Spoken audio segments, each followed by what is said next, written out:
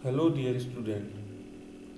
Today we are going to discuss ethics and safety measures in computing.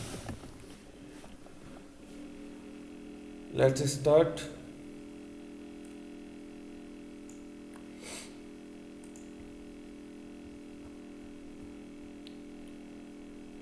Computer ethics. Ethics is a set of moral principles that governs the behavior of a group or individual.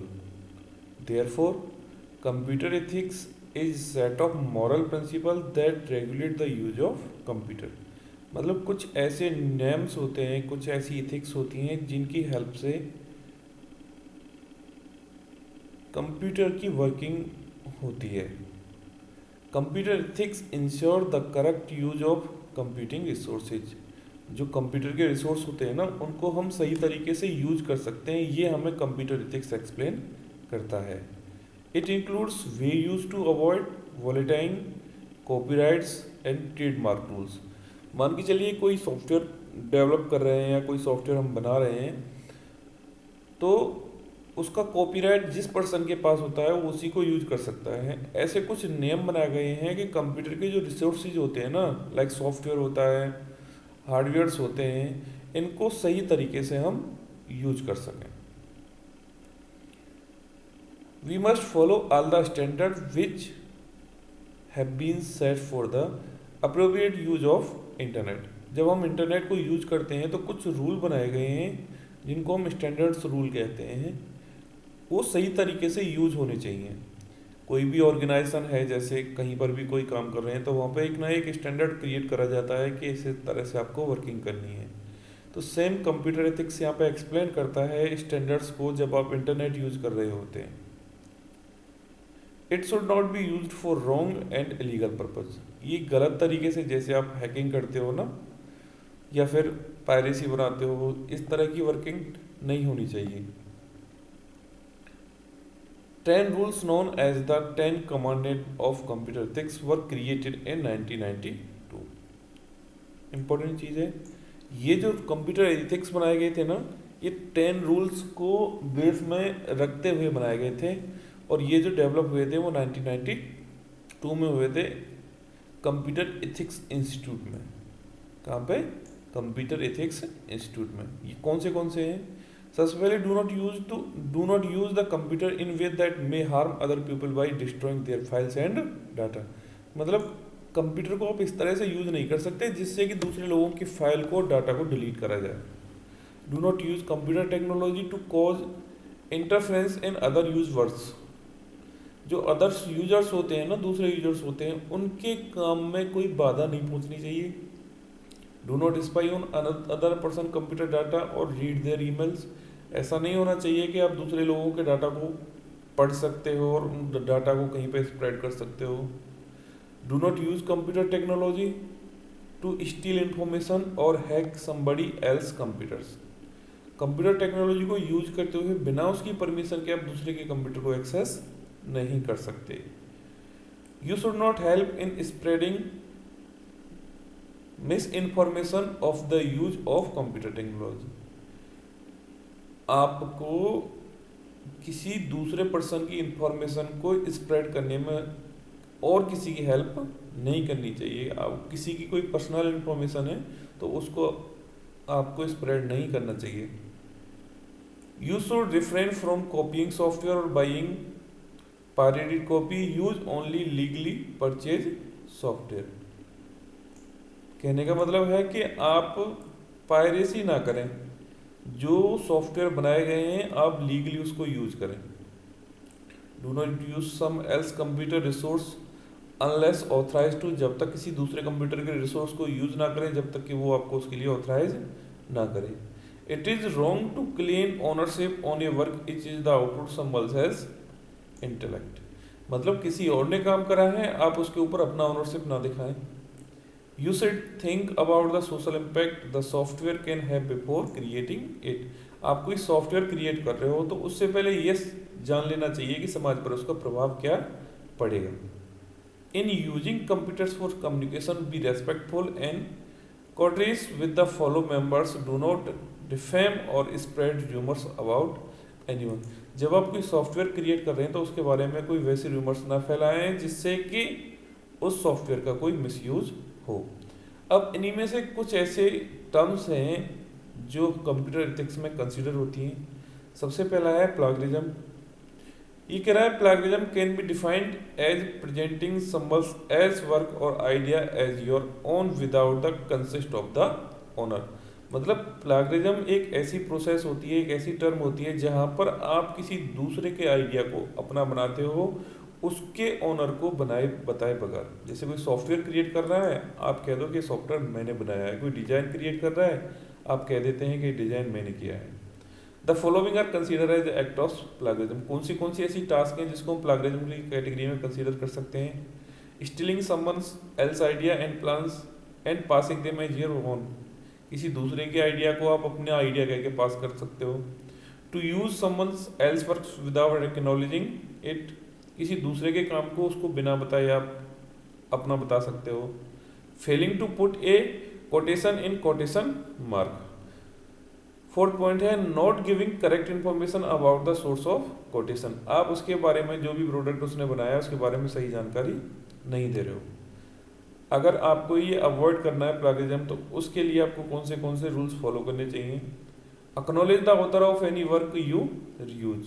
पहले उस author को या उस person को आप बता दें कि आप उसके काम को यूज कर रहे हो। Proper use of quotation marks and credits. Take the permission where required. Permission ले ले जहां पर भी जरूरत है। नेक्स्ट पॉइंट है आपका cyber bullying. Cyber bullying is a form of bullying और harassment using electronic forms of contents. This include usage of devices such as cell phones, computers and tablets as well as communication tools. Cyberbullying has become increasingly common, especially among teenagers. Cyberbullying can be in form of text message or mean or emails, rumors sent by email or post by or social networking sites, embarrassing picture, video और fake profile. देखिए sir, cyber bullying in the sense होता है कि मान के चलो आपके पास कोई ऐसा डाटा है किसी दूसरे पर्सन का जिससे उसको कोई हानि हो सकता है, चाहे वो कोई चैट हो उसका, चाहे कोई ऑडियो हो, चाहे वो वीडियो हो, और बिना उसकी परमिशन के अगर आप उसको सोशल मीडिया पर डिस्प्ले करते हो, social media in the sense Facebook, YouTube पर अगर आप उसको दिखाते हो तो वो साइबर बुलिंग कहलाता है। अब ये कह रहा है कि parents can do the following to help the children. जो पेरेंट्स होते हैं वो हेल्प कर सकते हैं अपने बच्चों की कि वो इससे बचें। तो सबसे पहला, you should be aware of what your children are doing online. आपको पता होना चाहिए कि आपके बच्चे क्या कर रहे हैं। आप ये देख लें कि वो कौन सी साइट्स पर विजिट्स कर रहे हैं। Explain to them the meaning of cyber bullying. उनको साइबर बुलिंग का मतलब समझाएं। Ask them to share with your immediately if they receive any message which embarrasses them or marks them feel uncomfortable. आप उनसे एक बार पहले पूछ लें कि अगर उनके पास कोई ऐसा मैसेज आया है, या बच्चों को आप इस तरह से ट्रीट करें कि वो आपको बता दें कि कोई मैसेज उनके पास ऐसा आया है जिससे वो अनकंफर्टेबल फील कर रहे हैं। You can be with them sometimes while they are online. आप उनके साथ बैठ सकते हैं, आप उनके साथ हो सकते हैं जब वो ऑनलाइन हो। You can ask them for password and assure them to you will use it only in an emergency. आप उनसे उनका पासवर्ड ले सकते हैं और आप उनको अश्योर करा सकते हैं कि वो केवल उनको जब यूज करेंगे जब वो इमरजेंसी में होंगे। Establish rules about what sites they can visits. कुछ नियम्स तय करें किस तरह की वेबसाइट्स वो क्रिएट कर सकते हैं। Guide them about the language they should use while message.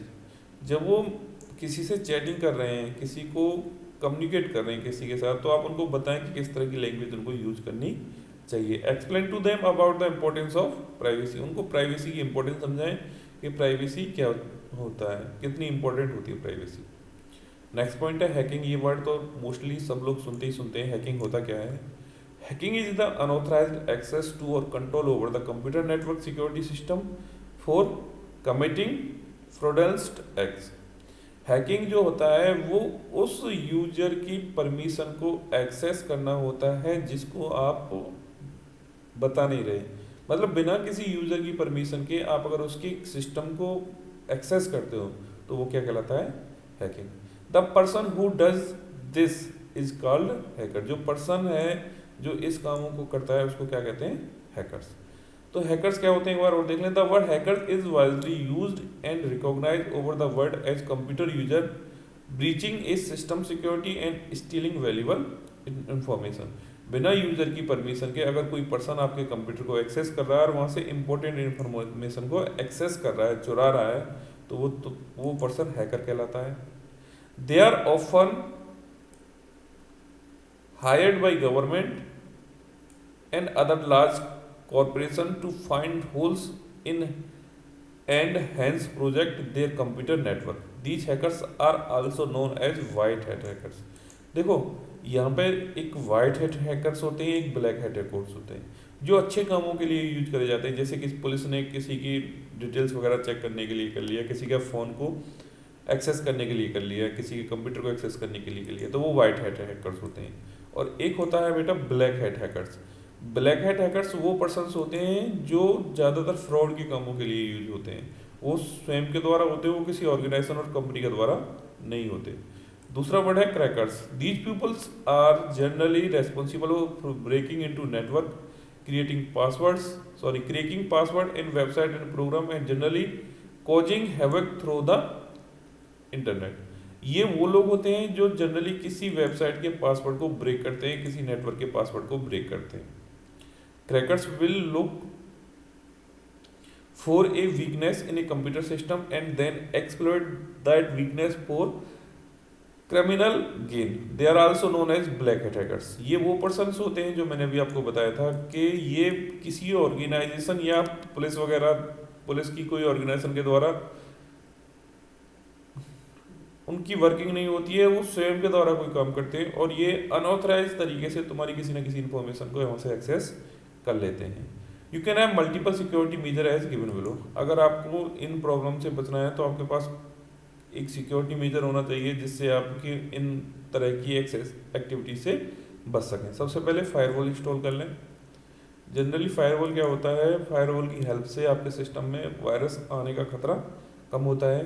Use an update antivirus software, install anti spyware software, use complex and secure password which should not be share with anyone, check on the security setting of the browser. मतलब ये आपके पास 5 ऐसे point हैं जिनको आप use करते हुए बच सकते हैं कि कोई हैकर आपके सिस्टम को एक्सेस करे। नेक्स्ट पॉइंट है spamming. Spam is bulk email, it is male send two thousand of people without their approval. ये इस तरह के मेल्स होते हैं जो यूजर की बिना अप्रूवल के उनके पास भेजे जाते हैं। It is send to promote और एडवर्टाइज प्रोडक्ट और सर्विस। ये इस तरह की प्रोसेस होती है जहां पर वो किसी प्रोडक्ट को एडवर्टाइज कर रहे हो। It is also called use to get other peoples money. इसलिए भी यूज हो सकता है कि दूसरे लोगों का मनी वहां से एक्सेस कर लें, वहां से चुरा लें। Harmful effect of spam. Spam message circulating across the internet can disturb email delivery. जब आपके सिस्टम में स्पैम आ रहे होते हैं तो ये भी जरूरी हो सकता है, ये भी पॉसिबल है कि आपके पास अगर कोई और इम्पोर्टेंट ईमेल आ रहा है तो उसकी डिलीवरी वहाँ से रुक सकती है। स्पैम मैसेज में contain offence material and can even be use to spread virus. Spam जैसे आपको पता है अनऑथराइज्ड मेल होते हैं जो किसी पर्सन्स के द्वारा भेजे जाते हैं, इनकी हेल्प से वायरस को भी स्प्रेड किया जा सकता है। Wastage of time and resource. आपके जो रिसोर्स हैं टाइम को वेस्टेज करता है और रिसोर्स को भी वेस्ट करता है। It can be prevent by using the following tips. अगर आप इनसे बचना चाहते हो तो आपको कौन से टिप्स फॉलो करने हैं। Never share your email address in chat rooms, news group और अदर पब्लिक प्लेस। ऐसी जगह पे अपना ईमेल एड्रेस ना दें जहां चैट रूम्स, न्यूज ग्रुप और पब्लिक प्लेस हो। Do not read the spam mails but delete them without opening them. आप स्पैम मेल को ना पढ़ें और उनको बिना पढ़े ही डिलीट कर दें। Use filters for spam in your email account to block the unwanted mails. एक ऑप्शन आता है फिल्टर का जिसकी हेल्प से आप अनवांटेड मेल को ब्लॉक कर सकते हैं। नेक्स्ट पॉइंट है phishing. Phishing is the sending of emails to trick a recipient into handing over money or sensitive personal information like their bank account details or a user name and password. Phishing एक ऐसी process होती है जहां पर आप user की कोई important information को एक्सेस कर सकते हो, जैसे कि उसकी बैंक डिटेल्स वगैरह। आप उसके पासवर्ड और यूजर नेम को भी एक्सेस कर सकते हो। It can also be prevented in the same way as spamming. जैसे हम स्पैमिंग को रोक सकते हैं ना, स्पैमिंग के मैंने अभी आपको पॉइंट बताए थे कि आप अगर इन तरीकों को यूज करते हो तो स्पैमिंग रुक सकती है, तो ऐसे ही आप फिशिंग को भी रोक सकते हो।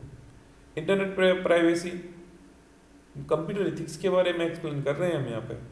इंडिविजुअल राइट टू प्राइवेसी और internet privacy is the privacy and security of the personal data publishing using the internet. मतलब आपका जो डाटा होता है, जैसे आपके फ़ोन में आपने मोबाइल नंबर्स वगैरह, अकाउंट नंबर्स वगैरह सेव कर रखे हैं, तो इंटरनेट प्राइवेसी आपको एक फीचर प्रोवाइड करता है जिसका वर्ड होता है कि वो अपने डाटा को प्राइवेट और सिक्योर करता है। It is a board term that refers to the way and means of using technique and technology to protect private data and preference. Data privacy refers to the use of technology and the legal right to expect privacy in the collection of sharing data about one's self. मतलब data privacy आपको provide करता है option जिसकी help से आप अपने data को private रख सकते हैं। Internet privacy is the ability to control what information one reveals about over self over the internet and also is control who can access the internet. Internet privacy है, ये आपको इंश्योर कराता है कि जो सर्वर पे आपका डाटा है, जो आपने डाटा को सेव करा है, उसको कौन एक्सेस कर सकता है। These concerns include whether an email can be stored or read by someone else without the consent of the user. ये आपको ये भी कंसर्न कराता है कि आपके डाटा को, आपके कंसेंट को, आपके ईमेल्स को कौन कौन पर्सन स्टोर कर सकता है और रीड कर सकता है बिना तुम्हें बताए, बिना तुम्हारी परमिशन के। The privacy issue is to paramount importance to use specially as e commerce is on the rise. जैसे जैसे ई कॉमर्स का प्रोसेस बढ़ा है, ऐसे ऐसे ही प्राइवेसी इश्यू स्टार्ट हुए। E commerce in the sense electronic commerce होता है, ऑनलाइन आप कोई सामान खरीद या बेच रहे हो। The data collected and stored as cooking regards users preference can also be misuse by their websites owner. जो वेबसाइट्स के ओनर होते हैं ना, वो यूजर के जो रूल्स बनाए हुए होते हैं उनका भी मिस यूज करते हैं। नेक्स्ट पॉइंट है software privacy. Software privacy can be defined as the illegal copying of software for distribution within the organization or to fields, clubs and other groups or for duplicate and release.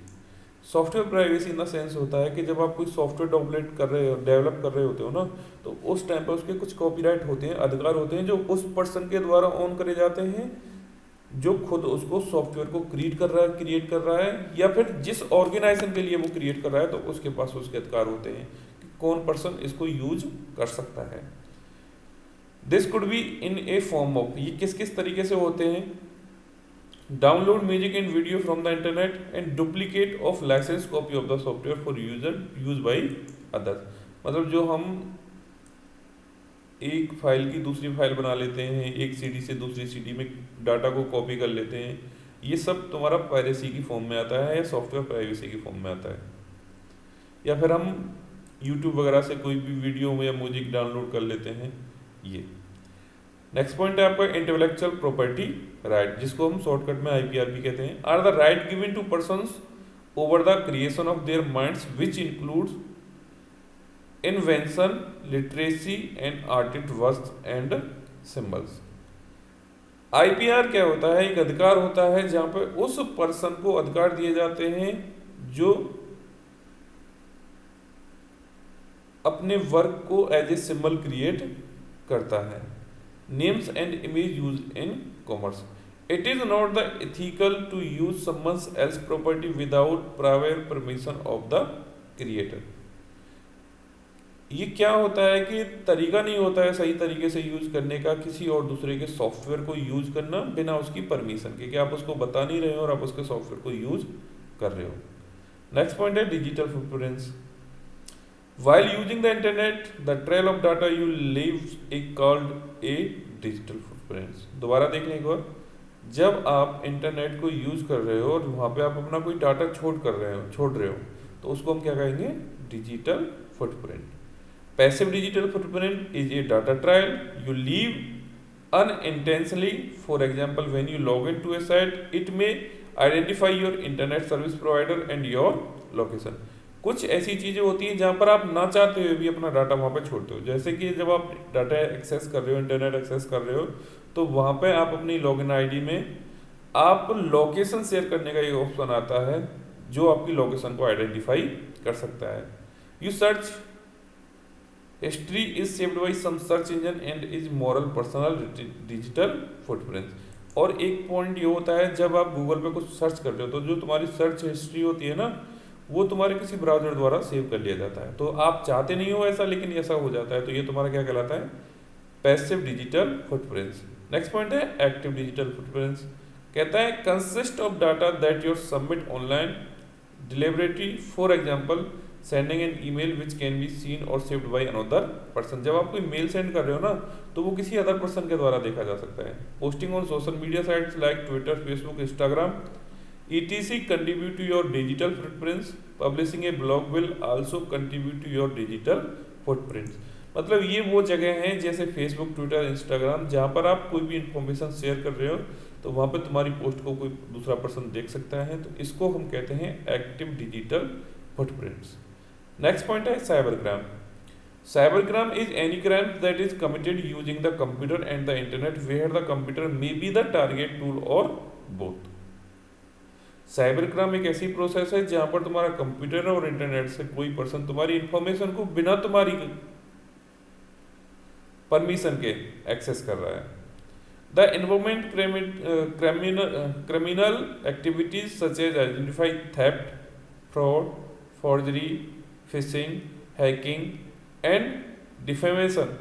Cyber crimes are addressed by the information technology act 2000। एक rules बना दिया गया था cyber crime, जहाँ पर कोई person तुम्हारे साथ फ्रॉड करता है, तुम्हारी इंफॉर्मेशन को थेफ्ट करता है या फॉर्जरी का काम करता है, cyber police takes care of the cyber crime. Important point है, देख लें एक बार और। 2000 एक्ट बना था एक, जिसमें साइबर पुलिस आपकी साइबर सिक्योरिटी का जो साइबर क्राइम्स है उसकी देखरेख करती है। तो ये था ये आपके कंप्यूटर एथिक्स। आशा करता हूँ आपको मेरी वीडियो अच्छी लगी होगी, और ऐसी अच्छी वीडियो देखने के लिए हमारे चैनल पर लाइक करें, कमेंट करें और शेयर करें। Thank you and have a nice day.